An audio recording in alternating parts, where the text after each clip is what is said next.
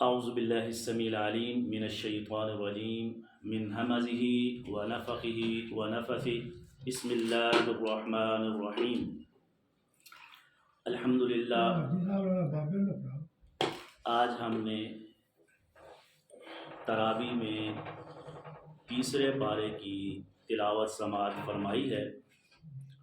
اس تیسرے پارے میں سورۃ البقرہ کا آخر ہے اور سورۃ آل عمران کا آغاز ہو رہا ہے۔ ان میں جو اللہ تعالیٰ نے احکامات بیان کیے ہیں ہمارے لیے، جو رہنمائی ہے، اس کو انشاءاللہ ہم سمجھنے کی کوشش کریں گے۔ اللہ رب العزت ہمیں قرآن و حدیث کو سمجھنے، عمل کرنے اور آگے پہنچانے کی توفیق عطا فرمائے۔ اللہ رب العزت نے سورۃ البقرہ کے آغاز میں آخر میں جو سب سے اہم احکامات دی ہیں، ان میں معاملات کے بارے میں سود کی حرمت آتی ہے۔ اللہ رب العزت نے سود کو حرام قرار دیا ہے۔ اہل ایمان کے لیے اللہ فرماتے ہیں یا ایھا الذین آمنوا اتقوا اللہ وذروا ما بقی من الربا ان کنتم مؤمنین فإن لم تفعلوا فأذنوا بحرب من اللہ ورسولہ وإن تبتم فلکم رؤوس اموالکم لا تظلمون ولا تظلمون، کہ اے ایمان والو اللہ سے ڈر جاؤ اور جو سود جو تم لے رہے تھے پہلے، اللہ کے احکامات آنے سے پہلے جو تم یہ کاروبار کر رہے تھے، اس کو چھوڑ دو، یہ تمہارے لیے بہتر اگر تم مومن ہو۔ مومنوں کے لیے اب یہ حرام ہے۔ رسول اللہ صلی اللہ علیہ وسلم پر یہ جو آیات نازل ہوئی، مفسرین کہتے ہیں، محدثین، کہ یہ اللہ کے نبی صلی اللہ علیہ وسلم کے آخری وقت خطبہ حجۃ الوداع کے موقع پر جب آپ صلی اللہ علیہ وسلم خطبہ حجۃ الوداع ارشاد فرمایا تو تب یہ آیات نازل ہوئی، یہ آخری آیات میں سے۔ تو اللہ تعالیٰ کے نبی صلی اللہ علیہ وسلم نے اسی وقت خطبہ حجۃ الوداع کے درمیان میں کہا تھا، سب سے پہلے میں اپنے چچا عباس کا جو سود ہے، جو ان کے معاملات ہیں، وہ معاف کرتا ہوں، ختم کرتا ہوں، نہیں لوں گا۔ اس سے ثابت ہوا کہ نبی صلی اللہ علیہ وسلم جو اللہ کے احکامات آتے تھے پہلے خود عمل کرتے تھے، اور ہمارے لیے یہ نمونہ ہے، اسوہ ہے۔ اللہ تعالیٰ نے رسول اللہ صلی اللہ علیہ وسلم کو ہمارے لیے کیا بنایا؟ اسوہ، آئیڈیل، نمونہ۔ لقد کان لکم فی رسول اللہ اسوۃ حسنہ، کہ محمد صلی اللہ علیہ وسلم کی زندگی تمہارے لیے آئیڈیل اور نمونہ ہے۔ ہم کیا کرتے ہیں کہ جی ابھی جو ہے نا عمل کریں گے، یہ پرابلم ہے، یہ مسئلہ ہے، خاص طور پہ سود۔ ہمارے ملک پاکستان کے قانون کے اندر بھی لکھا ہوا ہے، آئین کے اندر لکھا ہوا ہے کہ سود سے پاک ہوگا یہ، کیوں؟ اللہ اور اس کے رسول کے خلاف یہ جنگ ہے۔ اللہ فرماتا ہے فَإِن لَمْ تَفْعَلُوا، اگر تم نے یہ سود کو کے لین دین کو چھوڑا نہیں تو پھر فَأْذَنُوا بِحَرْبٍ مِّنَ اللَّهِ وَرَسُولِهِ، اللہ اور اس کے رسول کے ساتھ جنگ کے لیے تیار ہو۔ تو یہ اللہ کے ساتھ جنگ ہے، رسول کے ساتھ جنگ ہے، اسلام کے ساتھ، یہ کوئی چھوٹا سا مسئلہ نہیں ہے۔ اور ملک پاکستان میں ہماری شرعی عدالت نے اس پر فیصلہ بھی سنا دیا، اور باقاعدہ سودی نظام کے بالمقابل اسلامی معاشی نظام بھی دیا ہے پورا، کہ کیسے سود کے بغیر ہم رہ سکتے۔ تو آج ہماری حکومتیں اور پورا معاشرہ اور پوری دنیا کے اندر کہتے ہیں جی سود کے بغیر گزارا نہیں ہے۔ ابھی ہماری حالیہ حکومت نے جو حکومت بنی ہے 2024 میں، IMF کو خط لکھا ہے اور بڑے خوش ہو رہے ہیں کہ اس نے ہماری شرائط کو مان لیا اور وہ ہمیں قرضہ دے گا۔ کس چیز کا قرضہ؟ سود پر۔ یہ ہمارا ملک کے پاکستان سود پر چل رہا ہے۔ نبی کریم صلی اللہ علیہ وسلم نے فرمایا سب سے ادنا جو اس کا گناہ ہے وہ ایسے جیسے انسان اپنی والدہ کے ساتھ بدکاری کرتا ہے، نعوذ باللہ من ذالک، یہ معمولی گناہ ہے اس کا۔ اور فرمایا 4 لوگ اس کی گناہ کے اندر شامل ہیں، ان کو اس کی وجہ سے جہنم میں پھینکا جائے گا۔ لکھنے والا، اس کی گواہی دینے والا، سودی کاروبار، لین دین کی، سود لینے والا اور سود دینے والا، چاروں لوگ جو ہے وہ جہنم کے اندر جائیں، برابر کے گنہگار ہیں۔ اور ہم، یہ ہو ہی نہیں سکتا کہ انسان کہے کہ سودی نظام کے بغیر ہم رہ نہیں سکتے۔ اسلام ایک پورا نظام معیشت دیتا ہے، اور اللہ کے نبی صلی اللہ علیہ وسلم کے زمانے میں آپ دیکھ لیں پوری جو اسلامی ریاستیں ہیں، کسی ایک میں بھی ہمیں یہ نظر نہیں آتا ہے کہ انہوں نے سود لیا ہو۔ بر صغیر کے اندر مسلمانوں کی حکومت رہی، اور عرب کے اندر مسلمانوں کی حکومت، بنو عباس کی حکومت ہے، بنو امیہ کی حکومت ہے، صحابہ کرام کے ادوار ہے، خلفائے راشدین کے ہیں، اور فتوحات پر فتوحات ہو رہی تھی۔ یہ کہنا کہ سود کے بغیر ہم ترقی نہیں کر سکتے ہیں، معیشت مضبوط نہیں ہو سکتی ہے، یہ شیطان کا وسوسہ ہے، اور یہ یہودیوں کی چال ہے جنہوں نے ہمیں اپنے شکنجے میں جکڑا ہوا ہے، حالانکہ وہ خود اس سودی نظام سے اپنے آپ کو نکالے ہوئے ہیں۔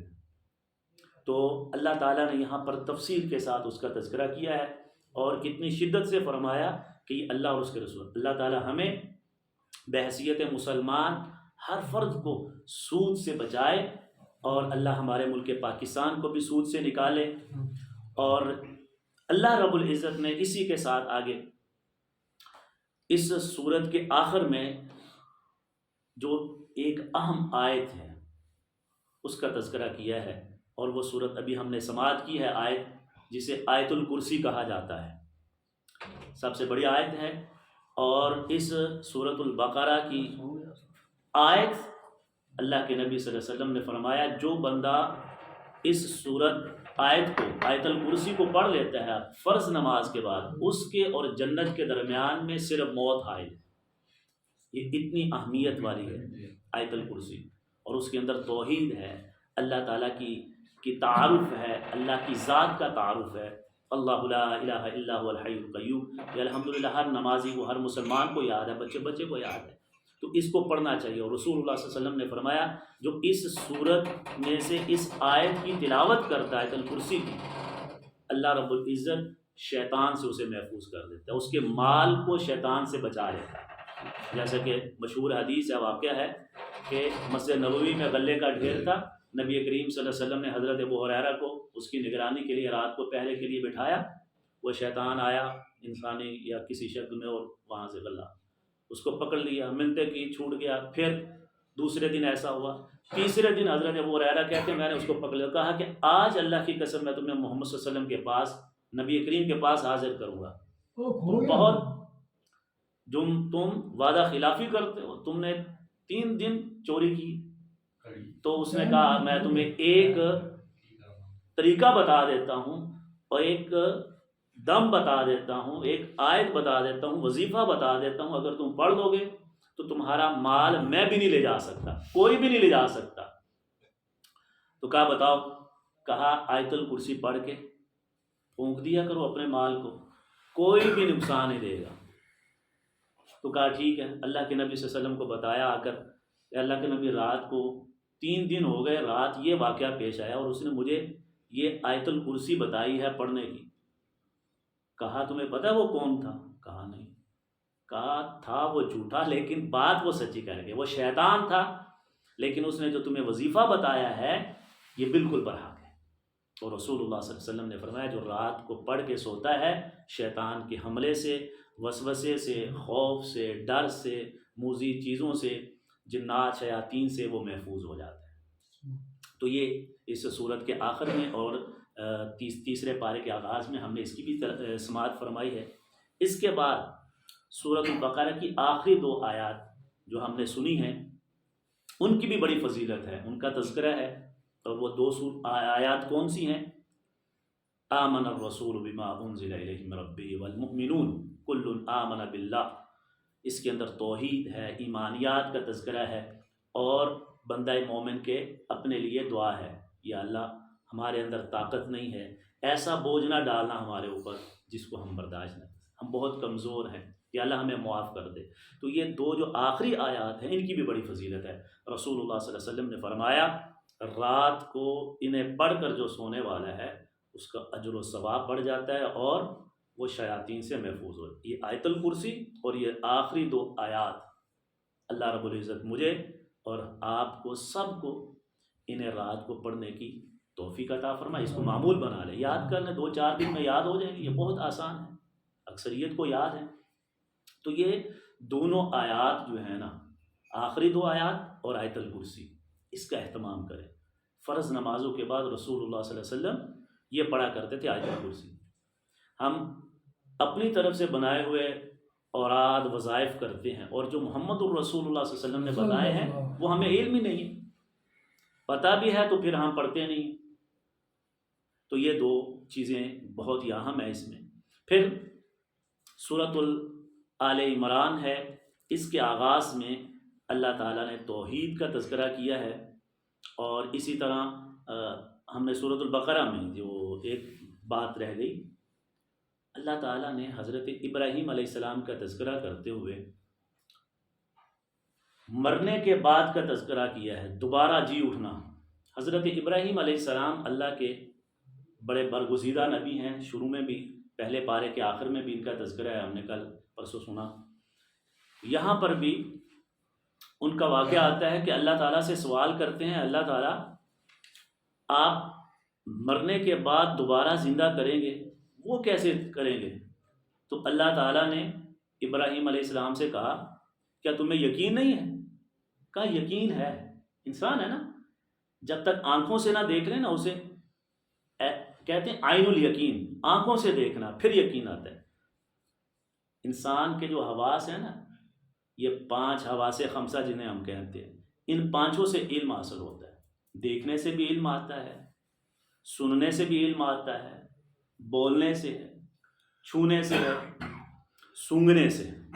کئی چیزیں ایسی ہیں جن کو ہم سونگھ کر پتہ چلتا ہے کہ یہ فلاں چیز ہے, یہ کون سی چیز ہے, یہ اچھی ہے, یہ بری ہے, یہ خراب ہے. جیسے کھانا ہے تو ہم سونگھ کے بتا دیں یہ خراب ہو چکا ہے. پھر ہمیں علم ہوتا ہے. اگر انسان کی قوت شامہ جو ہے, سونگھنے کی حس جو ہے وہ نہ ہو, زکام لگا ہو, ناک بند ہو, تو پتہ ہی نہیں چلتا یہ چیز خراب ہے, یہ کیسی ہے. تو حضرت ابراہیم علیہ السلام نے کہا اللہ تعالیٰ تم نے بتایا مجھے یقین ہے, لیکن میں دیکھنا چاہتا ہوں, اپنی آنکھوں سے جو ہے پورا یقین کرنا چاہتا ہوں تاکہ مجھے دل کی تسلی ہو جائے. وَإِذْ قَالَ إِبْرَاهِيمُ رَبِّ أَرِنِي كَيْفَ تُحْيِي الْمَوْتَىٰ, یا اللہ تو کیسے زندہ کرے. آج بھی ہم کہتے ہیں نا دیکھی جائے گی, یہ کافر جو ہے نا وہ کہتے ہیں دیکھی جائے گی کب زندہ ہوں گے, یہ جہان مٹھا اگلا کہ نہ مٹھا, ٹھیک ہے. تو یہ آخرت کے بارے میں, جیسے شروع میں ہم نے سورۃ البقرہ کے آغاز میں بھی اللہ تعالیٰ نے اس کا تذکرہ کیا نا, مومن وہ ہے یؤمنون بالآخرہ وبالآخرۃ هم یوقنون, آخرت پر یقین رکھتے ہیں, مومن وہ ہیں. تو حضرت ابراہیم نے یہاں پھر وہی آخرت کا کہ تاکہ پکا ہو جائے, لوگوں کو پتہ چل جائے, میں جب بتاؤں تو لوگوں کو آنکھوں سے دیکھا ہوا بات کا, اور ایک ہے کہ میں سنی سنائی بات کروں, اس میں بڑا فرق ہے. تو کہا یا اللہ مجھے دکھا ذرا کیسے زندہ کرے گا. تو اللہ نے کہا ٹھیک ہے, 4 پرندے لے آؤ مختلف قسم کے. اللہ تعالیٰ نے پورا طریقہ بھی بتایا تاکہ اب تمہیں پورا یقین ہو جائے, دکھاؤں تمہیں. کہا 4 پرندے پکڑ لو. کیا کہا قال اولم تم قال بلا ولکن لیطمئن قلبی, اپنے دل کی تسکین کے لیے. قال فخذ 4 من الطیر فصرهن الیک, اس کو اپنے ساتھ مانوس کر لو, ان کو پال لو, پھر وہ تمہیں بلانے پر آ جائیں, اتنا مانوس کرو. جیسے آج ہم نے گھروں میں پیٹ رکھے ہوتے ہیں, جانور رکھے ہوتے ہیں, طوطا بولنا شروع کر دیتا ہے, انسان ہے نا. کتا رکھا ہوا ہے تو وہ اس کو آواز دیتا ہے تو بھاگا مالک کے قدموں میں آ جاتا ہے. وہ کوئی چیز پھینکتا ہے تو وہ شکار کو پکڑ کر لے آتا ہے. تو کہا کہ اس طرح تم ان جانوروں کو سدھا لو. تو حضرت ابراہیم علیہ السلام نے 4 جانور لیے. تو پھر اللہ تعالیٰ نے کہا ثم اجعل علی کل جبل منہن جزءا, پھر ان کے جز ان کو کاٹو, ذبح کر دو, ان کا قیمہ بنا دو. مر گئے نا. تو کہا پھر ان کو مکس کر کے گوشت اور 4 حصوں میں مختلف جگہوں پر رکھ دو, پھر ان کو بلاؤ, جو تم نے نام رکھے ہیں تو بلاؤ تو وہ تمہیں بھاگے. تو ایسا ہی ہوا, حضرت ابراہیم علیہ السلام نے ان کے نام لیے تو ایک ادھر سے آ رہا ہے اڑ کر، ایک ادھر سے آ رہا ہے پرندہ، ایک ادھر سے، تو دیکھ کر حیران کہ میرا رب اس طرح زندہ کرے گا. کہا یا اللہ مجھے یقین پہلے بھی تھا، میں نے صرف دیکھنے کے لیے. تو اسی طرح اللہ تعالیٰ ہمیں بھی دوبارہ زندہ کرے گا. یہ عقیدہ آخرت، مرنے کے بعد ہمیں ایسے ہی یقین ہونا چاہیے جیسے اس وقت ہم زندہ موجود ہیں. میں موجود ہوں نا، تو میں کچھ بھی نہیں تھا پیدا ہونے سے پہلے، تو اللہ تعالیٰ نے مجھے بنایا ہے، تو کیا اللہ تعالیٰ دوبارہ نہیں بنا سکتا؟ ایک جگہ پر اللہ تعالیٰ نے قرآن مجید میں یہ کہا ہے کہ دوبارہ پیدا کرنا میرے لیے کوئی مشکل نہیں ہے. جب میں نے تمہیں پہلی دفعہ پیدا کر لیا ہے تو دوبارہ تمہیں پیدا کرنا مشکل نہیں. ایک چیز پہلے بنائی ہو، کاریگر ہے جس نے ایک بلڈنگ بنائی ہو، گرا کر دوبارہ بنانا اس کے لیے آسان ہے. پہلی دفعہ مشکل ہوتا ہے سوچنا، اس چیز کو بنایا ہے، ایک دفعہ بنانا مشکل ہے. اب اس کا اس نے سانچہ بنا لیا، اس کو ہاتھ سے گزر گئی، دوبارہ آسانی سے بنا سکتے. لیکن اللہ رب العزت کے لیے پہلی دفعہ بنانا بھی مشکل نہیں ہے. اللہ کی ذات بہت بڑی ہے، اللہ اکبر ہے. اللہ تعالیٰ ان اللہ علی کل شیء قدیر ہے. تو لہٰذا یہ توحید اور عقیدہ آخرت کا بھی یہاں پر تذکرہ ہے. تو یہ ہمارا مضبوط ہونا چاہیے. اللہ نے ہمیں دوبارہ زندہ کرنا، اللہ کے سامنے کھڑے ہوں گے اور اسی طرح ہوں گے جس طرح ہم ہیں، کوئی چینجنگ نہیں ہوگی. مر کر مٹی ہو جائیں گے. کافر آتے تھے نا. عقیدہ آخرت جو ہے نا، یہ بڑا جو ہے نا، انسان کو اگر مضبوط ہو جائے، یہ سمجھ آ جائے، اس پر یقین ہو، تو پھر انسان کوئی بھی گناہ نہ کرے. پھر یہ ہماری مساجد خالی نہ ہو. یہ ہمیں اللہ دوبارہ اٹھنے کا یقین نہیں ہے، اس لیے ہم کتنے ہی لوگ ہیں مسلمان ہیں، مومن، روزہ نہیں رکھتے ہیں. اگر یہ یقین ہو جائے کہ ہم نے اللہ کے سامنے حاضر ہونا ہے، تو پھر کوئی بھی جو ہے نا اپنے ان مستیوں کے اندر مشغول نہ ہو. یہ ایک ایمان کی کمزوری کی علامت ہے. تو اللہ تعالیٰ ہمیں عقیدہ آخرت کو سمجھنے کی توفیق عطا فرمائے. اسی طرح اللہ تعالیٰ نے مسلمانوں کو اللہ کے راستے میں خرچ کرنے کی بھی توفیق، خرچ کرنے کی ترغیب بھی دی ہے. اور اللہ تعالیٰ نے فرمایا جو اللہ کے راستے میں خرچ کرتا ہے، مثل الذین ينفقون اموالهم ابتغاء مرضات اللہ، جو اللہ کے لیے خرچ کرتا ہے.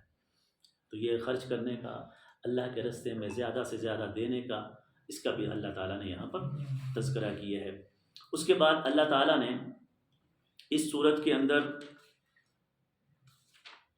اور تذکرے کیے ہیں. ساتھ میں سورۃ آل عمران کے آغاز میں اللہ تعالیٰ نے اپنی توحید کا اور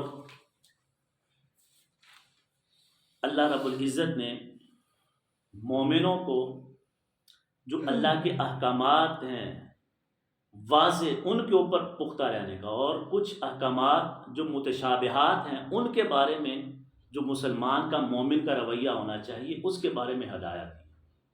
اللہ تعالیٰ نے مومنوں کا تذکرہ کرتے ہوئے کہا ہے کہ جو اہل ایمان ہوتے ہیں وہ اللہ کا حکم آ جائے تو اس کے بارے میں چوں چرا نہیں کرتے، اور جو جن کے اندر نفاق ہے، جو اللہ کے احکامات سے بھاگنے ہیں، وہ متشابہات کے پیچھے بھاگتے ہیں.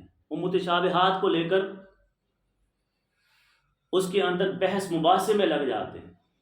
مومن وہ ہے کہ جو اللہ کے واضح احکامات آ گئے اس کو بس مانتے، بس اللہ نے کہہ دیا ہے، نماز ہے نماز پڑھنی ہے، روزہ ہے، حج ہے، زکوٰۃ ہے، اس کے بارے میں کوئی دو رائے نہیں. رسول اللہ صلی اللہ علیہ وسلم نے پڑھ کر دکھا دیا. اب یہ کہنا بھی نماز کیوں فرض کی ہے، روزہ کیوں فرض کیا ہے، کیا وجہ ہے، اس میں ہمیں سمجھ آئے یا نہ آئے، بس اللہ نے کہہ دیا ہے تو اس پر عمل کرنا ہے. تو سورۃ آل عمران کے آغاز میں اللہ تعالیٰ نے مومنوں کا تذکرہ کرتے ہوئے تفصیل کے ساتھ آگے اس بات کو بڑھایا ہے. تو آل عمران کے اندر اسی طرح اللہ تعالیٰ نے حضرت مریم علیہ السلام کا قصہ اور حضرت زکریہ علیہ السلام کا قصہ بیان کیا ہے. اسی طرح اللہ تعالیٰ نے اس کے اندر مسلمانوں کے گروہوں کا تذکرہ کیا ہے، اہل ایمان کا تذکرہ کیا ہے، اور جنگ بدر کا کچھ اللہ تعالیٰ نے، اور جنگ احد کا تذکرہ کیا ہے کہ مسلمان جب اللہ کے راستے میں نکلتے ہیں، لڑتے ہیں، تو ان کا سارا توجہ، ان کا توکل اللہ پر ہوتا ہے، دنیا کے اسباب کے اوپر نہیں ہے۔ تو اللہ تعالیٰ نے یہ موٹے موٹے مسائل یہاں پر، اور پھر یہودیوں کے ساتھ اللہ کے نبی صلی اللہ علیہ وسلم کا کچھ مکالمہ ہے، مباہلہ ہے، جس کا تذکرہ کیا ہے کہ یہودی رسول اللہ صلی اللہ علیہ وسلم کو پریشان کرنے کے لیے، مسلمانوں کو بدظن کرنے کے لیے اللہ کے نبی صلی اللہ علیہ وسلم کے پاس آ کر مختلف قسم کے سوال کرتے تھے، الٹے سیدھے سوال کرنا، تاکہ اللہ کے نبی صلی اللہ علیہ وسلم کو اور اہل ایمان کو نیچا دکھایا جائے۔ اور یہ شرارتیں ہمیشہ کرتے رہتے ہیں۔ آج بھی آپ نے دیکھا ہوگا جو شرارتی لوگ ہیں، جو دین اسلام کا علم نہیں ہے، بدنام کرنے کے لیے کسی کو، اور رسول اللہ صلی اللہ علیہ وسلم نے، اللہ تعالیٰ نے قرآن کے اندر بھی فرمایا ایسے سوال نہ کرو، اگر تمہارے اوپر وہ ظاہر کر دیے جائیں پھر تمہیں برے لگے۔ تو اللہ تعالیٰ نے کئی چیزیں حکمت میں رکھی ہیں، تو ان کے اندر پوشیدہ ہیں حکمتیں، ان کو ظاہر اگر ہو جائے تو ہمارے لیے مشکل ہو جائے۔ تو اللہ تعالیٰ نے اس کا تذکرہ کیا ہے اس سورۃ آل عمران میں۔ تو شروع میں اللہ تعالیٰ فرماتے ہیں کہ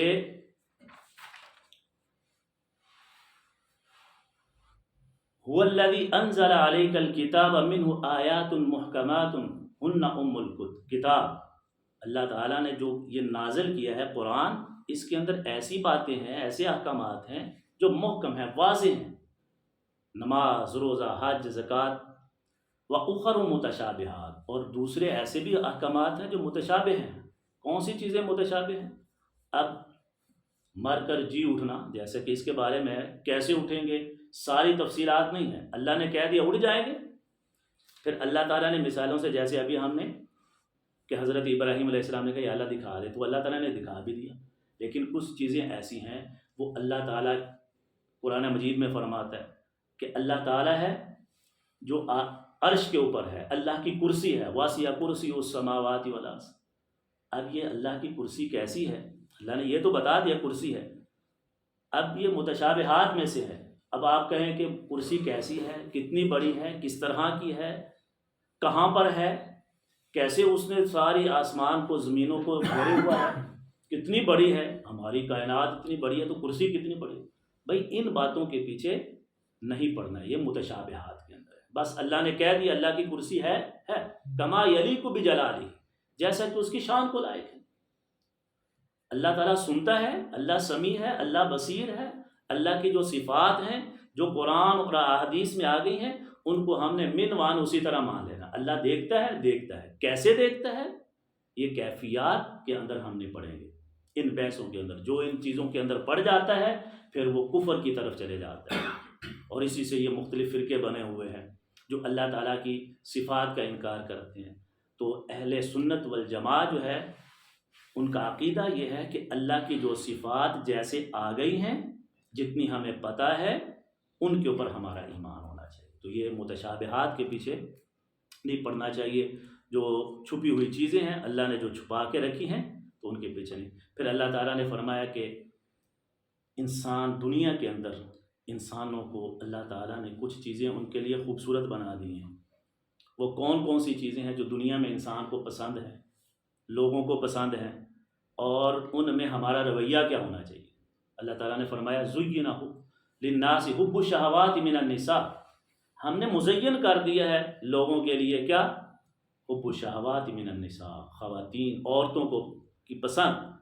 انسان کا دل عورت کے ساتھ، اللہ تعالیٰ نے مرد اور انسان، عورت دو جوڑے بنائے ہیں، عورت مرد کے بغیر اور مرد عورت کے بغیر نہیں رہ سکتے، یہ انسان کی فطری خواہش ہے، یہی دنیا کی خوبصورتی ہے جس سے آگے انسان کی نسل چلتی ہے۔ لیکن اگر یہ جو چیزیں ہیں اللہ تعالیٰ نے یہاں پر فرمایا ہے، عورتیں ہیں، والبنین، بیٹے ہیں، والقناطیر المقنطرہ، ساز و سامان دنیا کا، سونا چاندی، من الذهب والفضہ، والخیل المسومہ، یہ گھوڑے، نشان زدہ خوبصورت گھوڑے، والحرث، اور کھیتی باڑی، زمین جائیداد، ذالک متاع الحیات الدنیا، یہ دنیا کا ساز و سامان ہے۔ تو اللہ تعالیٰ نے اس کا تذکرہ کیا ہے۔ اللہ فرماتے ہیں یہ دنیا کے اندر ہی ہے، یہ تو یہاں پر ہی رہ جانا ہے۔ واللہ عندہ حسن المآب، مومن کو یہ شان نہیں ہے کہ صرف انہی کے پیچھے بھاگا رہے اور انہی کو حقیقت سمجھ لے، بلکہ ان چیزوں کو اگر حاصل بھی کرنا ہے، اگر یہ ہوں بھی تو یہ دنیا کے لیے یا تھوڑا سے کے وقت کے لیے. حتیٰ کہ اللہ تعالیٰ نے قرآن مجید میں دوسری جگہ فرمایا یہ دنیا کا جو ساز و سامان ہے یہ تو تمہارے لیے آزمائش ہے، فتنہ ہے، اولاد بھی فتنہ ہے. انما اموالکم واولادکم فتنہ. تو یہ کوئی اہم چیز نہیں ہے اتنی کہ اسی کے پیچھے بھاگ جاؤ اور اللہ کو بھول جاؤ. اللہ نے فرمایا ہے مومن وہ ہے، مسلمان وہ ہے ان انسانوں میں سے، اچھا انسان وہ ہے جو آخرت کا میں اللہ تعالیٰ نے رکھا اس کے اوپر نظر رکھتا ہے. تو لہٰذا ہمیں اس کا بھی خیال کرنا چاہیے. اسی طرح اللہ تعالیٰ نے اس سورۃ آل عمران میں فرمایا کہ اللہ کے ہاں جو دین ہے وہ کون سا دین ہے. دنیا کے اندر نبی کریم صلی اللہ علیہ وسلم کے سے پہلے جو نبی آئے ہیں، جتنے نبی، جتنے ادیان ہیں، ان تمام ادیان میں آخر میں آنے والا جو دین ہے، فرمایا اب اللہ کے ہاں یہی قابل قبول ہے. وہ اس وقت تک کے لیے تھے. دین عیسوی ہے، دین موسوی ہے، جتنے بھی دین ہیں وہ اس نبی کے اس وقت تک کے لیے تھی نبوت. جب نبی کریم صلی اللہ علیہ وسلم آ گئے تو اس کے بعد اللہ تعالیٰ نے سارے دینوں کو ختم کر دیا. اب اللہ تعالیٰ نے اعلان کر ان الدین عند اللہ الاسلام. اللہ کے ہاں اگر کوئی دین ہے تو دین اسلام ہے، وہی اللہ کے ہاں قبول ہوگا. فلن یقبل منہ، اس کے علاوہ کوئی اور اللہ قبول نہیں کرے گا. وہ کہے یا اللہ میں تو زندگی گزار کے آیا ہوں حضرت عیسیٰ علیہ السلام کی تعلیمات پر. اللہ فرمائیں گے کیا تمہاری زندگی میں حضرت محمد صلی اللہ علیہ وسلم آ گئے؟ جی آ گئے تھے.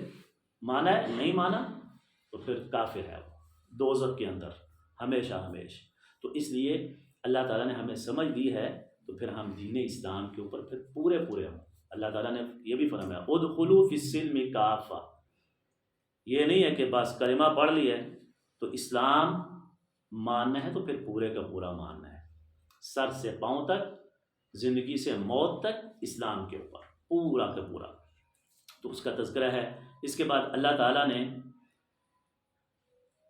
حضرت مریم علیہ السلام کا قصہ تھوڑا سا بیان کیا ہے اس سورت کے آغاز میں. وہ یہ ہے کہ حضرت مریم علیہ السلام کی جو والدہ تھیں، انہیں آل عمران بھی کہا جاتا ہے، اسی لیے اس سورت کا نام سورت آل عمران رکھا گیا.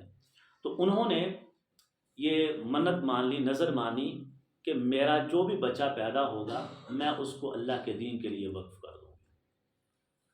اب ہوا کیا، جب پیدائش ہوئی تو وہ بیٹی تھی. اب کہنے لگی بیٹی کو کیسے میں دین کے لیے باہر نکالوں.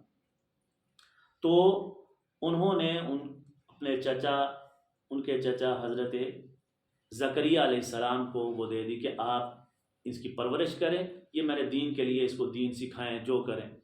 تو حضرت زکریا علیہ السلام نے ان کو جس گھر میں رکھا تھا تو وہ وہاں پر اللہ کا ذکر کرتی اور وہاں پر رہتی.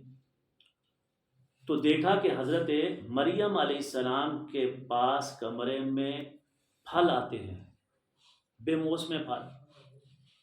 حضرت زکریا علیہ السلام کے پاس اولاد نہیں تھی، انہوں نے اپنی بیٹی بنا کر اسے رکھا ہوا.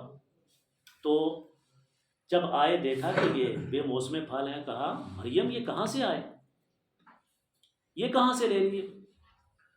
تو حضرت مریم علیہ السلام نے کہا یہ تو اللہ کی طرف سے ہیں، یہ میرا کوئی کمال نہیں، یہ اللہ بھیجتا ہے، مجھے تو نہیں پتا کہاں سے آتے ہیں، میں تو یہاں سے باہر ہی نہیں نکلتی. تو حضرت زکریا علیہ السلام نے وہیں پر یہ اللہ سے دعا کی کہ اللہ تو اگر مریم علیہ السلام کو پھل دے سکتا ہے بے موسم اور یہاں پر کوئی رستہ نہیں ہے، کوئی آتا نہیں ہے، تو مجھے بھی اولاد دے سکتا ہے. تو اللہ تعالیٰ نے اولاد. تو اس سے ہمیں یہ بھی پتہ چلتا ہے اگر ہمیں بھی کوئی چیز چاہیے ہو تو کس سے مانگنی ہے؟ اللہ سے مانگنی ہے. اللہ ہر چیز دیتا ہے، صرف یہ ہے کہ ہم اللہ سے طلب کریں، مانگیں. اور مانگنے کا طریقہ کیا ہے کہ اللہ کے سامنے کھڑے ہو جائیں، جیسا کہ اللہ تعالیٰ نے فرمایا ہے یہ آیت میں اللہ وَكَفَّلَهَا زَكَرِيَّا كُلَّمَا دَخَلَ عَلَيْهَا زَكَرِيَّا الْمِحْرَابَ وَجَدَ عِندَهَا رِزْقًا، ان کے پاس رزق کو پایا. قَالَ يَا مَرْيَمُ أَنَّى لَكِ هَذَا، یہ تمہارے لیے کہاں سے ہے؟ قَالَتْ هُوَ مِنْ عِنْدِ اللَّهِ، یہ اللہ کی طرف سے. إِنَّ اللَّهَ يَرْزُقُ مَن يَشَاءُ بِغَيْرِ حساب، بے شک اللہ جسے چاہتا ہے بغیر حساب کے رزق دیتا ہے. یہ اللہ مجھے دے رہا ہے. ہم یہ آیت نا صرف دکانوں پہ لکھی ہوتی ہے، ان اللہ یرزق من یشاء بغیر حساب، ہمیں پتہ ہی نہیں اس کا مقصد کیا ہے، اس کا پیچھے حکمت کیا ہے، یہ اس کے سیاق و سباق کیا ہے، کس پیرائے میں ہے۔ تو ہنالک دعا زکریا ربہ قال رب هب لی من لدنک ذریۃ طیبہ، اللہ تعالیٰ نے حضرت ابراہیم علیہ زکریا نے جب دعا کی تو اللہ نے کہا تمہیں دے دیا، اولاد دے دی، اور پھر کہا صرف اولاد دی نہیں ہے بلکہ جو بیٹا میں تمہیں دوں گا اس کا نام بھی بتا دیا، یحییٰ ہوگا، جس کا تذکرہ ہم انشاءاللہ آئندہ اگلی صورت میں پڑھیں گے۔ صورت مریم ہے پوری، جس میں اللہ تعالیٰ نے وہ پورا واقعہ بیان کیا ہے۔ اللہ تعالیٰ ہمیں قرآن کو سمجھنے، عمل کرنے کی توفیق عطا فرمائے۔ وما علینا الا البلاغ المبین۔